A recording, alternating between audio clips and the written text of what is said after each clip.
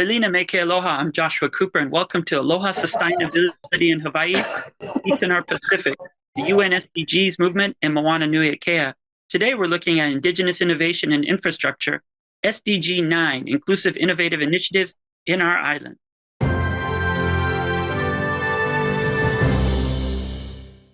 The UN Sustainable Development Goals provide 17 global goals to accomplish and actualize the 2030 agenda around the world. UN SDG number 9 focuses on rebuilding resilient infrastructure and fostering Indigenous innovation rooted in human rights for all. Mayor Bisson created a new Office of Innovation and Sustainability, reprioritizing AINA as the core of public policy and priorities. And Innovation and Sustainability creates comprehensive and complementary campaigns centering administration around AINA. Sustainability and solidarity is streamlined and synchronized into strategic programs and projects to protect our planet. Maria, could you share with me why you're inspired to focus on sustainability? So I'm inspired by protecting Maui Nui from the climate change. So I am the grants manager for the Office of Innovation and Sustainability. I administer grants that foster programs and projects and organizations that has a positive impact on the environment and social of the Maui County. Thank you so much, Maria. Kaiea, can you share a bit about what inspires you and why you believe sustainability is so imminent and important? Yes, definitely. So SustAINAbility, as I like to say, is critical to just our overall life and ability to live here on our islands, and ultimately with the understanding that without a healthy AINA and without a healthy endemic ecology, there is no economy and there is no ultimately life that we're able to live and thrive here in Hawaii, and specifically here in Maui Nui. So sustainability is a vital part of our overall mission. It's so true. There's no jobs as well as no economy on a planet that doesn't have exactly what we have to prioritize to make sure that we think of our natural environment. Tuki, can you share with us a bit about why sustainability issues are so imminent and important, and what inspired you to focus on sustainability? Thank you, Josh. Yeah, absolutely. So sustainability is existential. Especially when you're on islands, you know that you have limited resources. And I think sometimes we have this continental perspective on our resources because of these pathways that were created so that it can accommodate our modern lifestyles, but we neglect to maintain and take care of what is in our space and our kuleana. So I think it's really important that sustainability is built into island communities as part of our survival and part of our culture. And so that is the impetus for why we in the Office of Innovation and Sustainability focus on it so much. It's true. Really, we have to move beyond surviving and focus on thriving, or really a transformative thriving that understands and actually respects the host culture, that really has the potential to decide how we can move forward because it's already existed. If we look at SDG number 9, it understands a functioning infrastructure serves as the foundation of a successful society. We also know Indigenous systems balance high touch centered in culture and emerging high technology for a force for good. Maria, can you share a bit what you do with managing grants that actually has an impact in today's world to improve our island? Currently, as a grants manager, administering the grants for programs like protecting the watershed, cleaning the shoreline, as well as protecting the wetlands. So those are the type of projects that we fund to protect the environment. And when we look at that, so how it works is people then in the community who are already stewards of sustainability apply, and then how many people usually apply, and then what are maybe some of the most exciting things you've seen to protect our environment so far? So far, well, there's about, I would say about 40 applicants or proposals, if you will, projects. And the one, I think, program that touches my heart is education for the children. So we have proposals that go out and educate the children. So it's always, the best thing to do is educate children for our future. They're the ones that'll be sustaining the planet Earth. So that's one of the projects that I hold dear in my heart. Mahalo for her echoing Whitney there, because children are the future. Let them Yes. be. And as we move then to Kaiea, he can maybe share a bit about what do you see how you're having an impact in our islands these days? What are some of the activities that you work on maybe before you enter the office, and also your priorities that you see as well having an impact in our island? Yeah, definitely. I mean, I think first and foremost, the most important aspect of regenerating our aina and malama aina is doing the actual physical work of turning your hands in the dirt, kalima ilalo, and actually planting native plants and aipono or food as well. And what we're doing is attempting to institutionalize those types of practices within our Department of Education so that our keiki ultimately can understand the importance of our endemic ecology to our sustainability. Mahalo nui. Tuki, can you share with us some of the ideas and the initiatives that you've been able to spearhead to focus on how we can have an impact in our islands?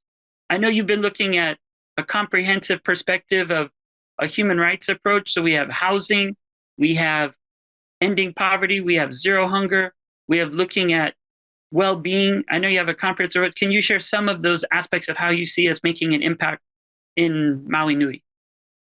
Absolutely. So I think one of the things that as a priority for this administration is focusing on taking care of our unsheltered constituents. There's numerous unsheltered peoples that live here on Maui, and what we're trying to focus on is building Kauhale, which is Governor Green's initiative. Housing is a human right, and as you know, living in Hawaii is very expensive, and a lot of people are one paycheck away from something happening. So it's really important for us to focus on creating that capacity, building up that capacity, and then also creating upward mobility so that people can see their lives better. And I think it's our duty in the administration to make sure that we work with our community to create these opportunities for people to improve their own lives. Secondly, with community gardens, that's another focus of mine, that we can have transformative food parks that communities can gather around, that kupuna and keiki can work together, and that information generationally can be passed, and that instead of going by a fast food establishment and kids getting hungry looking at that, they can go buy an ulu tree and they can go, wow, I can't wait till it's ripe and ready to harvest. So I think these, as Kaiea has mentioned, as Maria has mentioned, these projects are longer than our stay in this office. But if we can start it and we can push it forward, that's kind of our kuleana, really. Oh, that's excellent. And really, when you're talking about that, Tuki, it shows what's possible and ways that we can move forward. And we know SDG 9 develops quality, reliable, sustainable, and resilient infrastructure to support economic development and human well-being with a focus on affordable and equitable access for all. And that's really the primary driving force behind the new Office of Innovation and Sustainability. Maria, can you share a bit what you think could be a future and your vision for a Maui that is built on solidarity and sustainability for all?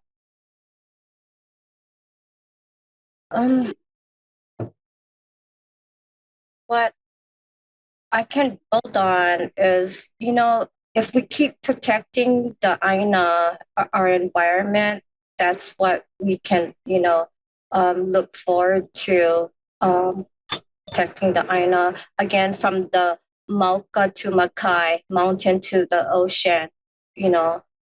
That's what sustainability is all about.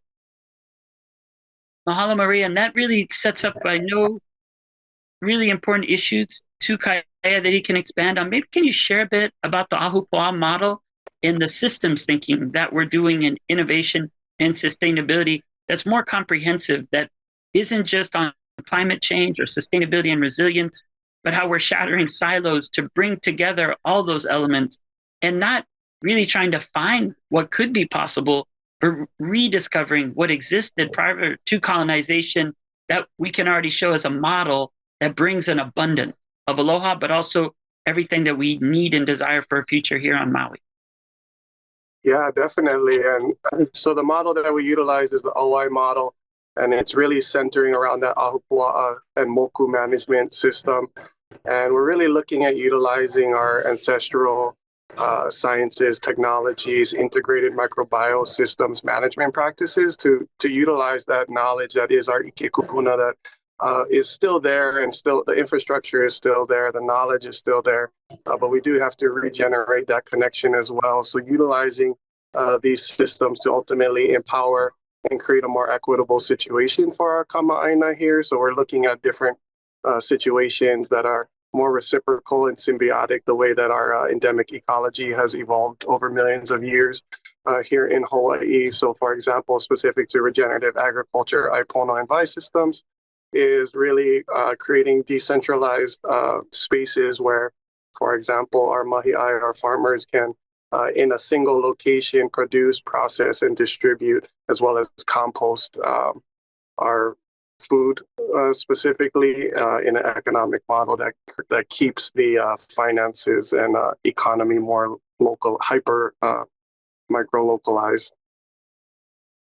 And what it really shows is we're building beyond economy to understand what's really important is ecology, but also equality and equity as we move forward for a better Maui.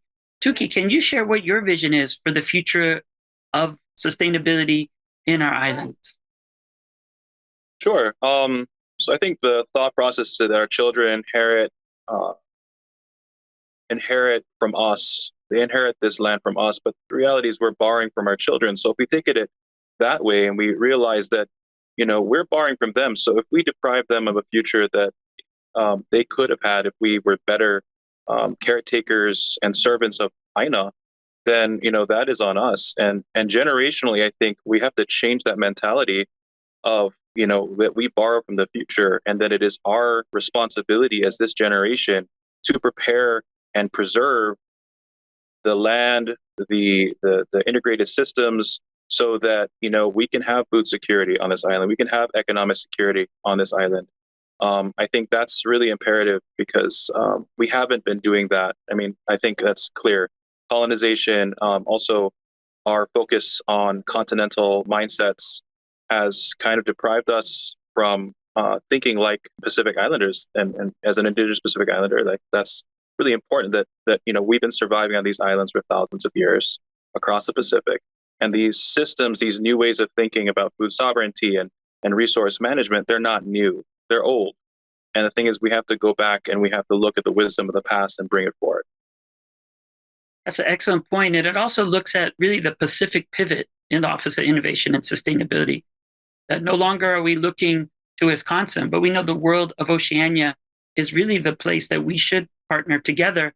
And we can see that at the recent UN Permanent Forum on Indigenous Issues. There was a preparatory meeting between Mayor of Rapa Nui and Mayor of Maui to see what we have in common, but more importantly, what creative campaigns we can coordinate to come together with the common challenges that we face today. Maria, when we look at Oceania and the Pacific, what values do you think that are so abundant and powerful that we can tap into to then move forward and make sure that Maui is a much better balanced place that looks at what really matters most to the people and how we can have an impact in the future? Well, Joshua, the water quality is very important, going back to circular to food sustainability. So what we put into the Aina will be in our water and flowing into the ocean. So that is one thing that we need to bear in mind, how water is so vital to the community, and preserving that is what we should be focusing on. It's true. Water is absolute life, and it's the most important aspect. But I also appreciate the way you talked about that ahupua'a interconnected aspect.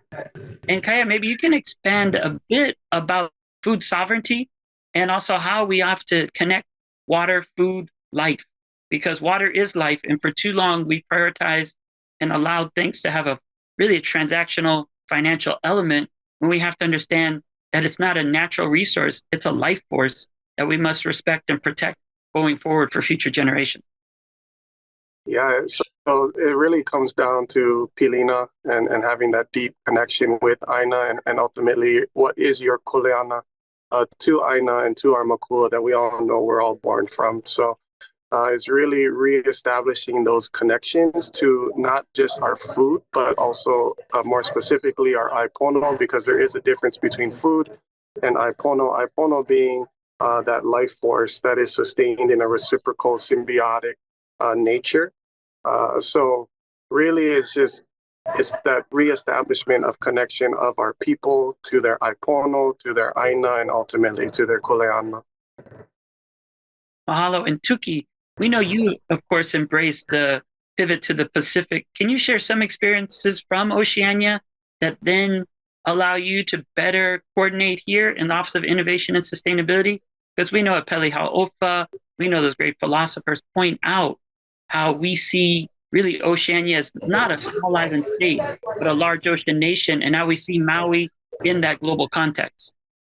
No, absolutely. So it's a sea of islands. Yeah. I mean, I think information, food, flora and fauna, everything was transported and moved around. And I think that, we look at resiliency, and there are Pacific Islanders and Pacific Island nations and states that are doing a great job of mitigating the effects of climate change, mitigating the effects of pollution. And I think that if we pivot towards them and we build that pilina with them, for instance, I used to live in Rarotonga, Cook Islands, and used to live in Tahiti for a short time. But what I saw over there was that if you go to the outer islands, there is definitely a focus on culture, family, and creating sustainable landscapes where it's edible landscapes. Essentially, you have food forests everywhere because that's the practice, and that's resilient. Because when you have your own food forest, when you have your own garden, you have your own farm that you can access as a family, you're not using your hard-earned money for something like that. It becomes a right. And we know here in Maui that a lot of times we've developed our land so that it's simply a monetary extraction as opposed to something that has that longevity to provide for generations. And, when you talk about planting a tree, when you talk about planting coconuts, for example, that's generational. So I think looking at the Pacific and seeing that they're focused and we can go back and coordinate with them to improve our lives here in Maui.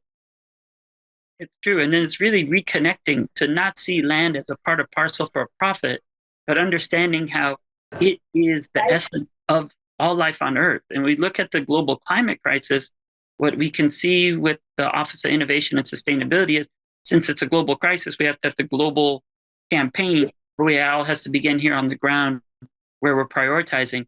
And I know most recently, there were certain actions to start planting kalo as well as tea. Maria, can you share with us what that was like on May Day when the actions were taken there in front of Kalana o Maui?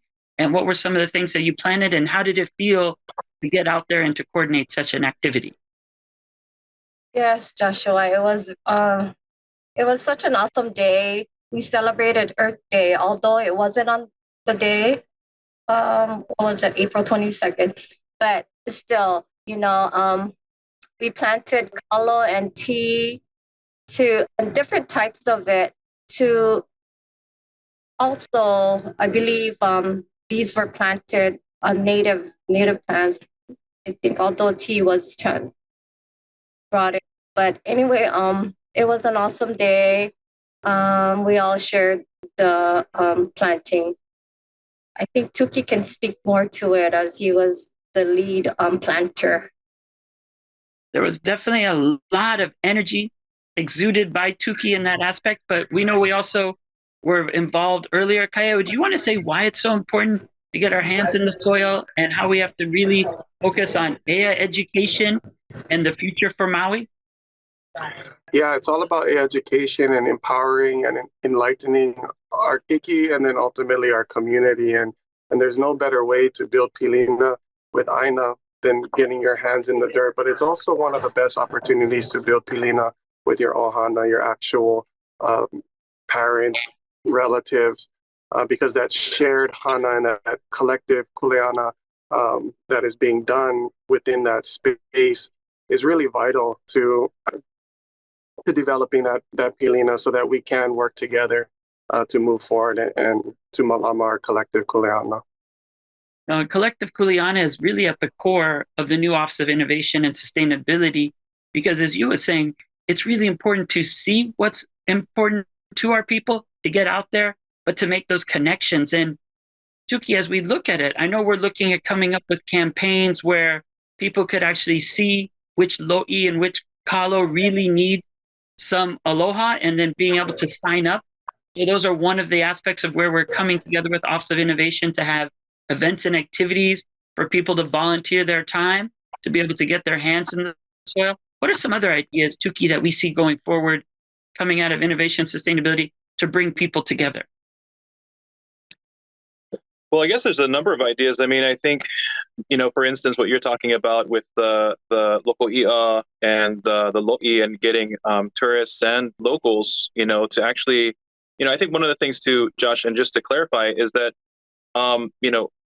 the number one driver right now for our economy is tourism. But what are they leaving? What kind of experience are they leaving with? And how is that benefiting us, that live here, and especially those who have lived here generationally? So, right now it's extracted. And what we're trying to do is we're trying to bridge that gap and realize that tourism is a tool to be utilized to improve the lives of the people that live here, as opposed to we cater to tourism. So not that it's an enemy, but it's something that needs to be managed, just like anything. Everything needs to be managed, and it needs to be managed and empowering to the local people. So a lot of our ideas that are coming to the surface right now are community-based. And so we go out to the community, we ask them, what do you need? What is important to you? And then we create programming, we create ideas, and we bring that to the community and have their input to let us know, is this something you want to move forward with? So a lot of these initiatives, I think that's the most important pivot that we in the Office of Innovation and Sustainability have done, is that not only are we pivoting towards the Pacific, but we're pivoting towards our communities. And we're letting, we're just the mouthpiece for them. They tell us what they want, and then we work for them. And I think that's a really transformative thing, especially from government, that it's no longer top down, but it's from the grassroots up. Absolutely essential. We're really looking at regenerative tourism rooted in human rights and the human rights of the people who live on these lands, who have inhabited these lands for centuries. And that says a huge significant shift. It's shattering the silos of how things have always been done and understanding that everything begins with Aina. And I think that's the idea of Office of Innovation and Sustainability. It's building beyond what existed prior and centering Aina in all policy going forward. So that's absolutely crucial. And if we look at Global Goal 9, it promotes innovative, transformative technologies dedicated to Earth democracy. Also, the Sustainable Development Goal 9 ensures an equal and universal access for an affinity of abundant action that is rooted in Aloha Aina. And it's making sure that Aloha Aina isn't an afterthought, but a public policy priority. And so looking at that going forward, Maria, any final thoughts of what you see and how we can go forward to make Maui an even better place? I look forward to working with our team, being innovative, and we're quite fresh, but we've got great ideas that we can run with, and I look forward to those projects to come to fruition. So love my team, and I think we have a lot of things that we can do for County of Maui. So I do look forward to the projects that we're gonna. Maria, Kaiea. Yes, real brief. Ua mau ke ea o ka aina I ka pono. So it's the life of the land and the waters that feed us and sustain us is perpetuated in righteousness, justiceness, and reciprocity. Mahalo. Thank you for bringing up that aspect of reciprocity. It builds on what Tuki was talking about, really respect and trust, which has to be at the core of the economy that is recentered around the values of the people. Tuki, final thought. Final thought is that, we have to take care of all our kama'aina. So that means those that are unsheltered to those that, even have recently moved here. That's what we're taking care of. And so how to do that is we build upon the backbone of our values. And if it's values-based and we have the value of aloha and we have the value of kokua and malama and being good servants of the land and passing it on generationally, then we transform the whole society. So I think that's what it's a big mission, but I think if we can be part of that moving forward, and that's the best thing about this position. That's amazing. So INS is basically about values, first and foremost, voice for the people of Maui, Nui, and then also a vision for the entire planet that's rooted in climate justice and sustainability with solidarity. INS actualizes a moral architecture for meaningful action on Maui, moving from public policy to positive practice, making an impact in our islands. Mahalo for joining us today. Ahuio.